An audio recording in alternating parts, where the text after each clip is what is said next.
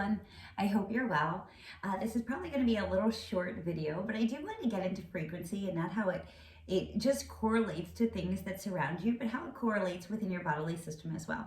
So I know many of you are familiar with the chakra system, which from at first glance, what we usually learn is that it's a light-based spectrum system, right? That's a mouthful. And it is. So there's different centers kind of within your body that correlate to certain colors, right? And we envision them as a wheel, circular, because chakra literally means wheel, so that would make sense.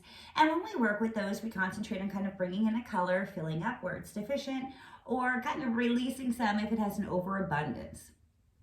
And that's all true, that's all accurate, and that's correct. But more in depth concerning that is that each chakra, while it contains a color because it's actually a certain frequency that is contained within that color that allows the chakra system to work optimally. So the root chakra is going to contain a different frequency, and therefore a different color is associated with that chakra than, say, the sacral chakra or the solar plexus, okay? Because what those centers need is a different frequency than what the other needs. So if we want the root chakra to run optimally, it needs the wavelength and the frequency associated with the color red to run as it should, to do what it needs to do. And the same thing is going to correlate to your sacral, solar plexus, heart, throat, and so on. So it's not the color that we're deficient in within those areas.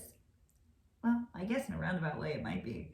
But it's the frequency that we would be deficient in. Our bodies are well-oiled machines, okay? And to create perfect symbiosis, connectivity, and communication between not only just that system, but your cells, we need to give it the material it needs.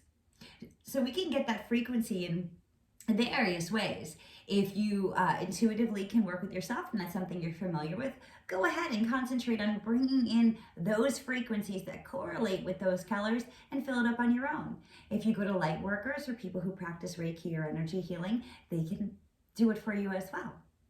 Another concept would be to kind of fill yourself with foods that show that color. You see, because the color is going to give you the insight into what frequency it is contained within. That's not woo-woo, that's actual science. So for something to be a certain color, it has to contain a certain wavelength and frequency for that color to manifest. So for instance, okay, my blue bottle. That blue coloring within there has to contain a certain wavelength and a certain frequency to manifest as the color blue. Same thing with blueberries or strawberries. They all have to hold that vibration and that wavelength to have that color.